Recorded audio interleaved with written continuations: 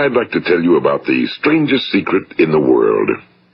Some years ago, the late Nobel Prize-winning Dr. Albert Schweitzer was being interviewed in London, and a reporter asked him, "Doctor, what's wrong with men today?" And the great doctor was silent a moment, and then he said, "Men simply don't think." It's about this that I want to talk with you. We live today in a golden age. This is an era that man has looked forward to, dreamed of, and worked toward for thousands of years. But since it's here, we pretty well take it for granted. We in America are particularly fortunate to live in the richest land that ever existed on the face of the earth, a land of abundant opportunity for everyone. But do you know what happens? Well, let's take 100 men who start even at the age of 25. Do you have any idea what will happen to those men by the time they're 65? These 100 men who all start even at the age of 25 believe they're going to be successful. If you asked any one of these men if he wanted to be a success, he'd tell you he did. And you'd notice that he was eager toward life, that there was a certain sparkle to his eye, an erectness to his carriage, and life seemed like a pretty interesting adventure to him. But by the time they're 65, 1 will be rich. 4 will be financially independent. 5 will still be working. 54 will be broke. Now think a moment. Out of the 100, only 5 make the grade. Now why do so many fail? What has happened to the sparkle that was there when they were 25? What's become of the dreams, the hopes, the plans? And why is there such a large disparity between what these men intended to do and what they actually accomplished? When we say about 5% achieve success, we have to define success. And here's the best definition I've ever been able to find. Success is the progressive realization of a worthy ideal. If a man is working toward a predetermined goal and knows where he's going, that man is a success. If he's not doing that, he's a failure. Success is the progressive realization of a worthy ideal. Rollo May, the distinguished psychiatrist, wrote a wonderful book called Man's Search for Himself. And in this book he says, the opposite of courage in our society is not cowardice. It is conformity. And there you have the trouble today. It's conformity, people acting like everyone else without knowing why, without knowing where they're going. Now think of it. In America right now, there are over 18 million people 65 years of age and older. And most of them are broke. They're dependent on someone else for life's necessities. Now, we learn to read by the time we're 7. We learn to make a living by the time we're 25. Usually by that time, we're not only making a living, we're supporting a family. And yet, by the time we're 65, we haven't learned how to become financially independent in the richest land that has ever been known. Why? We conform. And the trouble is that we're acting like the wrong percentage group, the 95 who don't succeed. Now, why do these people conform? Well, they really don't know. These people believe that their lives are shaped by circumstances, by things that happen to them, by exterior forces. They're outer-directed people. A survey was made one time that covered a lot of men, working men, and these men were asked, "Why do you work? Why do you get up in the morning?" 19 out of 20 had no idea. If you ask them, they'll say, well, everyone goes to work in the morning, and that's the reason they do it, because everyone else is doing it. Now let's get back to our definition of success. Who succeeds? The only person who succeeds is the person who is progressively realizing a worthy ideal. He's the person who says, I'm going to become this, and then begins to work toward that goal. I'll tell you who the successful people are. A success is the school teacher who's teaching school because that's what he or she wants to do. The success is the woman who's a wife and mother because she wanted to become a wife and mother and is doing a good job of it. The success is the man who runs the corner gas station because that was his dream. That's what he wanted to do. The success is the successful salesman who wants to become a top-notch salesman and grow and build with his organization. A success is anyone who is doing deliberately a predetermined job because that's what he decided to do deliberately. But only 1 out of 20 does that. That's why today there isn't really any competition unless we make it for ourselves. Instead of competing, all we have to do is create. You know, for 20 years, I looked for the key which would determine what would happen to a human being. Was there a key I wanted to know which would make the future a promise that we could foretell to a large extent? Was there a key that would guarantee a person's becoming successful if he only knew about it and knew how to use it? Well, there is such a key, and I've found it. Have you ever wondered why so many men work so hard and honestly without ever achieving anything in particular, and others don't seem to work hard and yet seem to get everything?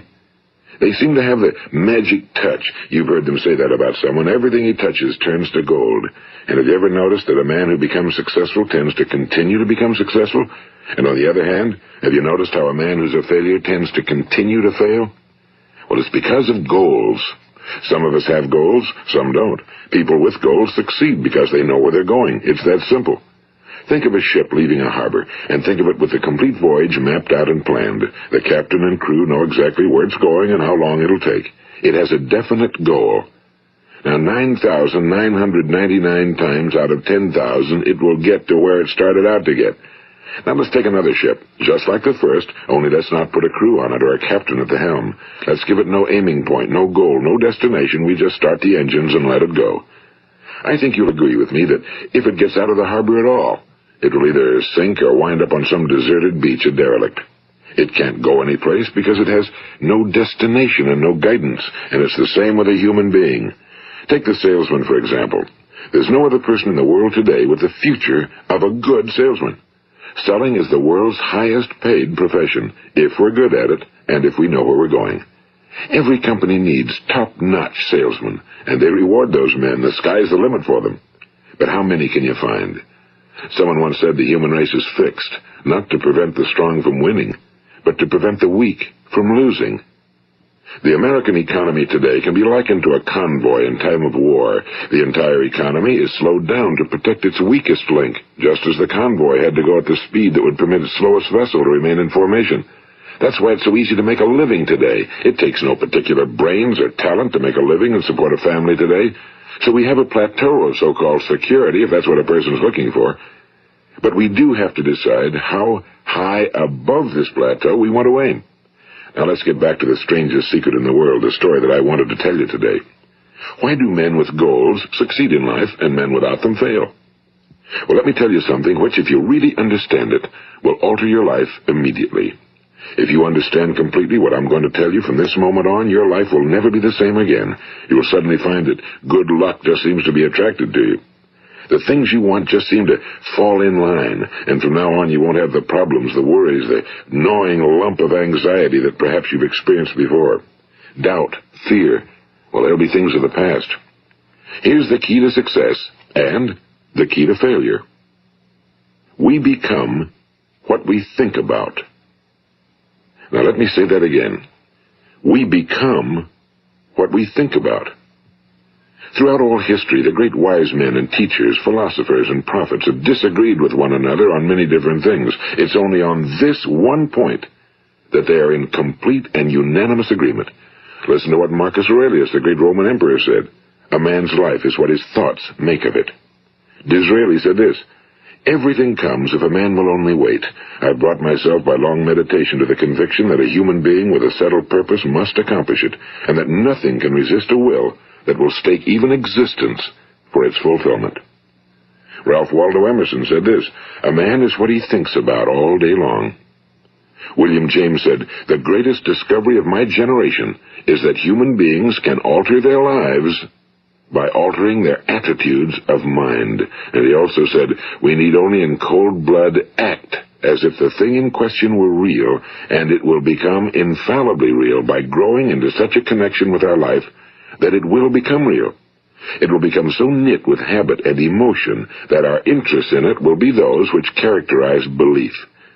And he also said, if you only care enough for a result, you will almost certainly attain it. If you wish to be rich, you will be rich. If you wish to be learned, you will be learned. If you wish to be good, you will be good. Only you must then really wish these things and wish them exclusively, and not wish at the same time 100 other incompatible things just as strongly. In the Bible you read in Mark 9:23, if thou canst believe, all things are possible to him that believeth. My old friend Dr. Norman Vincent Peale put it this way, this is one of the greatest laws in the universe. Fervently do I wish I had discovered it as a very young man. It dawned upon me much later in life, and I found it to be one of the greatest, if not my greatest discovery outside of my relationship to God.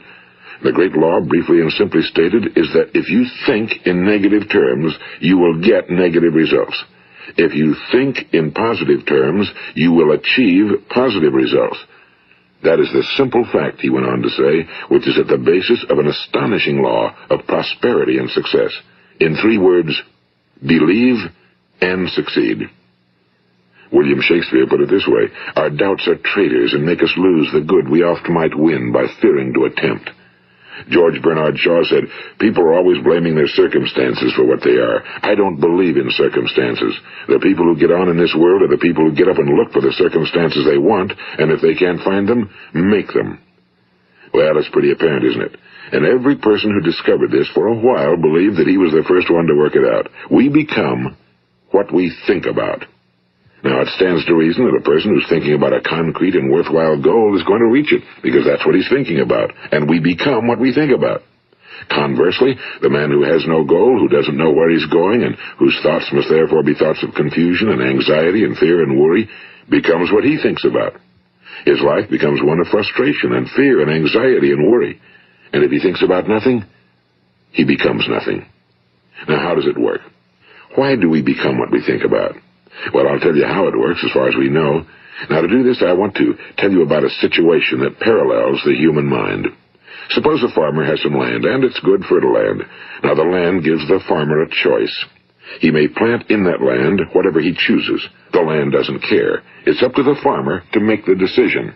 Now, remember, we're comparing the human mind with the land because the mind, like the land, doesn't care what you plant in it. It will return what you plant, but it doesn't care what you plant. Now let's say that the farmer has 2 seeds in his hand. One is a seed of corn, the other is nightshade, a deadly poison.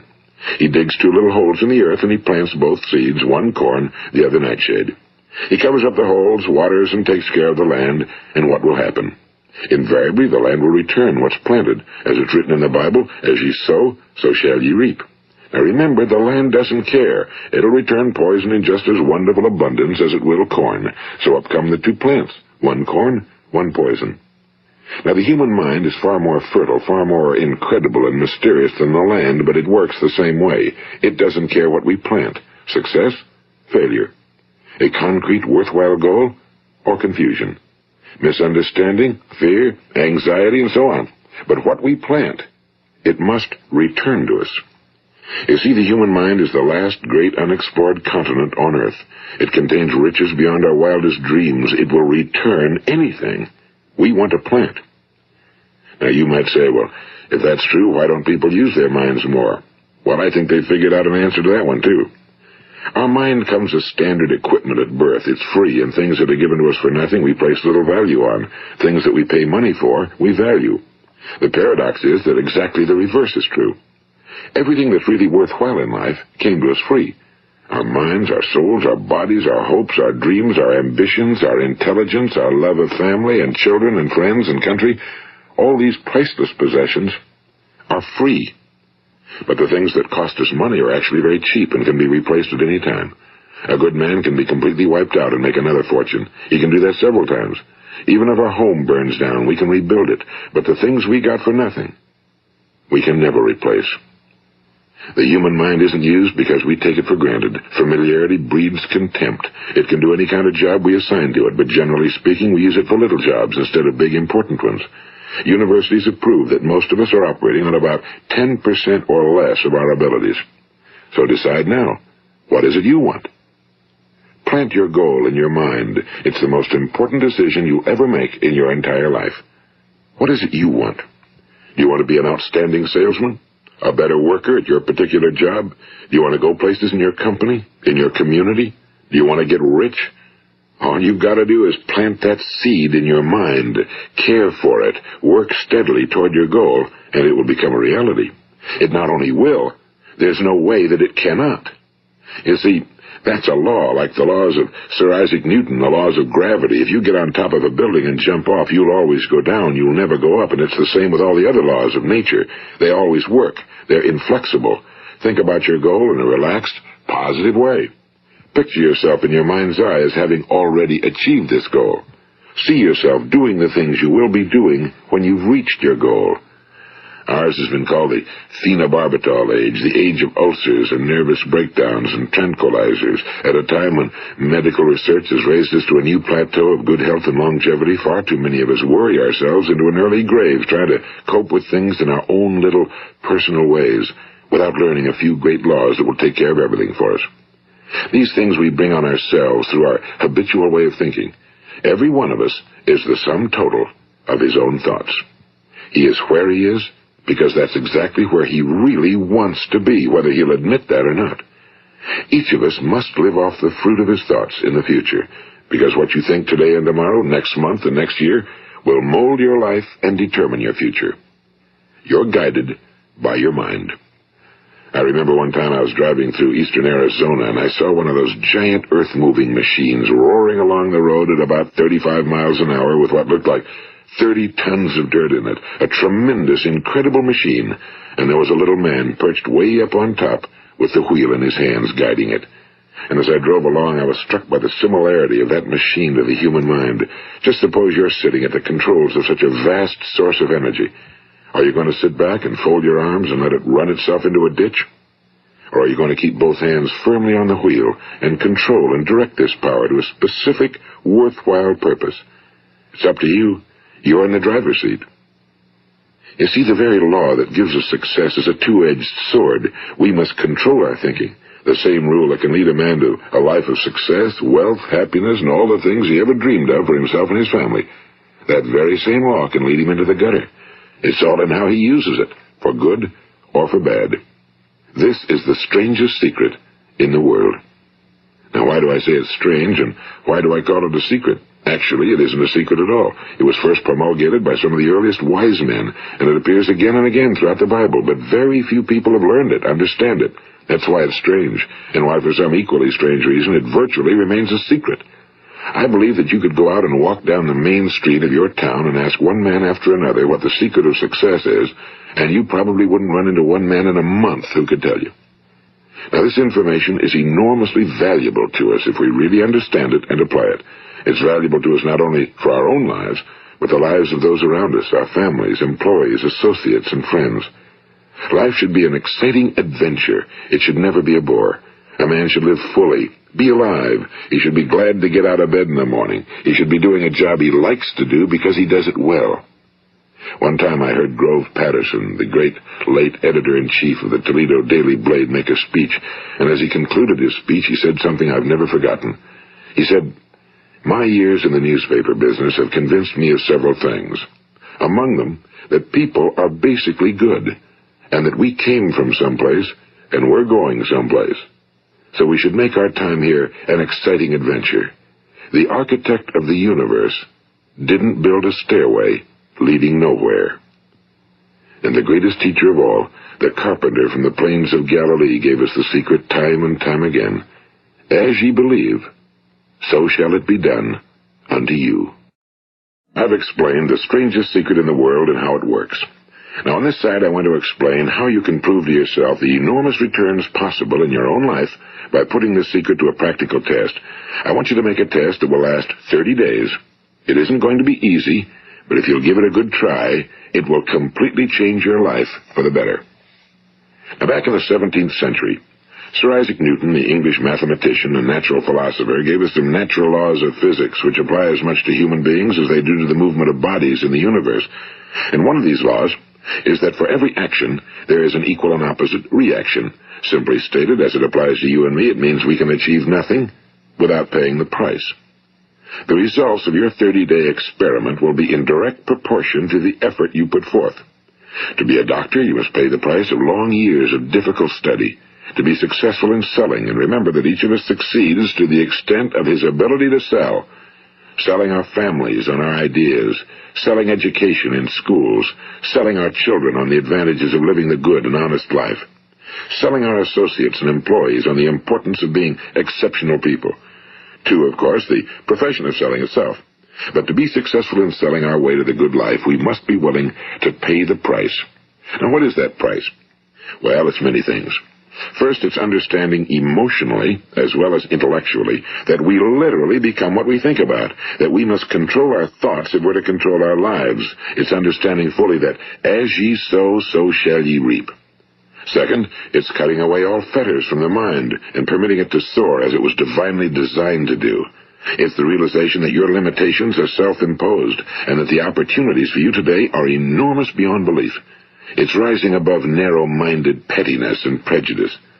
And third, it's using all your courage to force yourself to think positively on your own problem, to set a definite and clearly defined goal for yourself, to let your marvelous mind think about your goal from all possible angles, to let your imagination speculate freely upon many different possible solutions, to refuse to believe that there are any circumstances sufficiently strong to defeat you in the accomplishment of your purpose, to act promptly and decisively when your course is clear, and to keep constantly aware of the fact that you are, at this moment, standing in the middle of your own acres of diamonds, as Russell Conwell used to point out. And fourth, save at least 10% of every dollar you earn. It's also remembering that no matter what your present job, it has enormous possibilities, if you're willing to pay the price. Now let's just go over the important points in the price each of us must pay to achieve the wonderful life that can be ours. It is, of course, worth any price. 1. You will become what you think about. 2. Remember the word imagination and let your mind begin to soar. 3. Courage. Concentrate on your goal every day. 4. Save 10% of what you earn. And 5. Action. Ideas are worthless unless we act on them. Now, I'll try to outline the 30-day test I want you to make. Keep in mind that you have nothing to lose by making this test and everything you could possibly want to gain. There are 2 things that may be said of everyone. Each of us wants something, and each of us is afraid of something. I want you to write on a card what it is you want more than anything else. It may be more money. Perhaps you'd like to double your income or make a specific amount of money. It may be a beautiful home. It may be success at your job. It may be a particular position in life. It could be a more harmonious family. Each of us wants something. Now write down on your card specifically what it is you want. Make sure it's a single goal and clearly defined. You needn't show it to anyone, but carry it with you so that you can look at it several times a day. Think about it in a cheerful, relaxed, positive way each morning when you get up, and immediately you have something to work for, something to get out of bed for, something to live for. Look at it every chance you get during the day and just before going to bed at night. And as you look at it, remember that you must become what you think about, and since you're thinking about your goal, you realize that soon it will be yours. In fact, it's yours really the moment you write it down and begin to think about it. Look at the abundance all around you as you go about your daily business. You have as much right to this abundance as any other living creature. It's yours for the asking. Now we come to the difficult part. Difficult because it means the formation of what is probably a brand new habit, and new habits are not easily formed. Once formed, however, it will follow you for the rest of your life. Stop thinking about what it is you fear. Each time a fearful or negative thought comes into your consciousness, replace it with a mental picture of your positive and worthwhile goal. And there will come times when you'll feel like giving up. It's easier for a human being to think negatively than positively. That's why only 5% are successful. You must begin now to place yourself in that group. For 30 days, you must take control of your mind. It will think about only what you permit it to think about. Each day for this 30-day test, do more than you have to do. In addition to maintaining a cheerful, positive outlook, give of yourself more than you've ever done before. Do this knowing that your returns in life must be in direct proportion to what you give. The moment you decide on a goal to work toward, you're immediately a successful person. You are then in that rare and successful category of people who know where they're going. Out of every 100 people, you belong to the top 5. Don't concern yourself too much with how you're going to achieve your goal. Leave that completely to a power greater than yourself. All you have to do is know where you're going. The answers will come to you of their own accord and at the right time. Remember these words from the Sermon on the Mount, and remember them well. Keep them constantly before you this month of your test.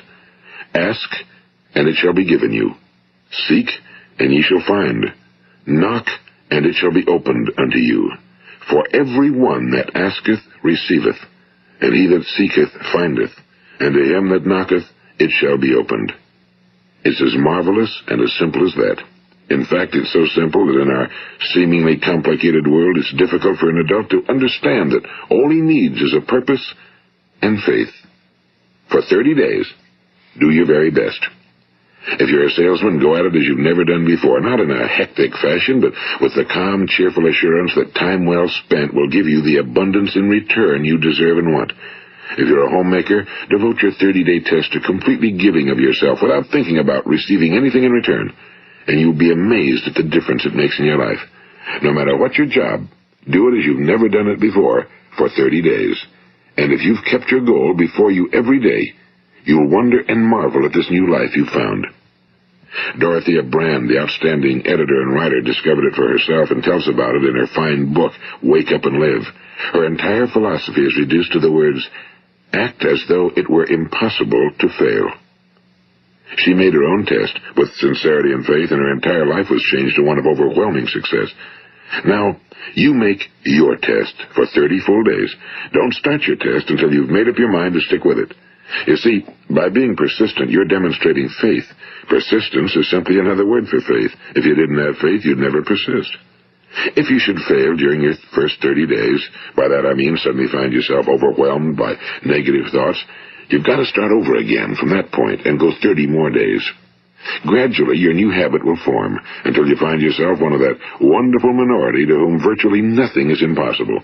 And don't forget the card. It's vitally important as you begin this new way of living. On one side of the card, write your goal, whatever it may be. On the other side, write the words we've quoted from the Sermon on the Mount. Ask, and it shall be given you. Seek, and ye shall find. Knock, and it shall be opened unto you. Nothing great was ever accomplished without inspiration. See that during these crucial first 30 days, your own inspiration is kept at a peak. And above all, don't worry. Worry brings fear, and fear is crippling. The only thing that can cause you to worry during your test is trying to do it all yourself. Know that all you have to do is hold your goal before you. Everything else will take care of itself. Remember also to keep calm and cheerful. Don't let petty things annoy you and get you off course. Now, since making this test is difficult, some will say, why should I bother? Well, look at the alternative. No one wants to be a failure. No one really wants to be a mediocre individual. No one wants a life constantly filled with worry and fear and frustration. Therefore, remember that you must reap that which you sow. If you sow negative thoughts, your life will be filled with negative things. If you sow positive thoughts, your life will be cheerful, successful, and positive. Now, gradually, you will have a tendency to forget what you've heard on this recording. Play it often. Keep reminding yourself of what you must do to form this new habit. Gather your whole family around at regular intervals and listen to what's been said here. You know, most men will tell you that they want to make money without understanding the law. The only people who make money work in a mint. The rest of us must earn money. This is what causes those who keep looking for something for nothing or a free ride to fail in life. The only way to earn money is by providing people with services or products which are needed and useful. We exchange our time and our product or service for the other man's money. Therefore, the law is that our financial return will be in direct proportion to our service. Now, success is not the result of making money. Making money is the result of success, and success is in direct proportion to our service. Most people have this law backwards. They believe that you're successful if you earn a lot of money. The truth is that you can only earn money after you're successful. It's like the story of the man who sat in front of the stove and said to it, give me heat, and then I'll add the wood. How many men and women do you know, or do you suppose there are today, who take the same attitude toward life? There are millions. We've got to put the fuel in before we can expect heat. Likewise, we've got to be of service first before we can expect money. Don't concern yourself with the money. Be of service. Build, work, dream, create. Do this and you'll find there's no limit to the prosperity and abundance that will come to you. Prosperity, you know, is founded upon a law of mutual exchange. Any person who contributes to prosperity must prosper in turn himself. Sometimes the return will not come from those you serve, but it must come to you from someplace, because that's the law. For every action, there is an equal and opposite reaction. As you go daily through your 30-day test period, remember that your success will always be measured by the quality and quantity of service you render, and money is a yardstick for measuring this service. No man can get rich himself unless he enriches others. Now, there are no exceptions to a law. You can drive down any street in America and from your car estimate the service that's being rendered by the people living on that street. Had you ever thought of this yardstick before? It's interesting. Some, like ministers and priests and other devoted people, measure their returns in the realm of the spiritual, but again, their returns are equal to their service. Once this law is fully understood, any thinking person can tell his own fortune. If he wants more, he must be of more service to those from whom he receives his return. If he wants less, he has only to reduce his service. This is the price you must pay for what you want. If you believe you can enrich yourself by deluding others, you can end only by deluding yourself. It may take some time, but just as surely as you breathe, you'll get back what you put out. Don't ever make the mistake of thinking you can avert this. It's impossible. The prisons and the streets where the lonely walk are filled with people who tried to make new laws just for themselves. We may avoid the laws of man for a while, but there are greater laws that cannot be broken. An outstanding medical doctor recently pointed out 6 steps that will help you realize success. 1. Set yourself a definite goal. 2. Quit running yourself down. 3. Stop thinking of all the reasons why you cannot be successful and instead think of all the reasons why you can. 4. Trace your attitudes back through your childhood and try to discover where you first got the idea you couldn't be successful, if that's the way you've been thinking. 5. Change the image you have of yourself by writing out a description of the person you would like to be. And 6. Act the part of the successful person you have decided to become. The doctor who wrote those words is a noted West Coast psychiatrist, Dr. David Harold Fink. Do what the experts since the dawn of recorded history have told you you must do. Pay the price by becoming the person you want to become. It's not nearly as difficult as living unsuccessfully. Make your 30-day test, then repeat it again, and each time it will become more a part of you until you'll wonder how you could ever have lived any other way. Live this new way and the floodgates of abundance will open and pour over you more riches than you may have dreamed existed. Money? Yes, lots of it. But what's more important, you'll have peace.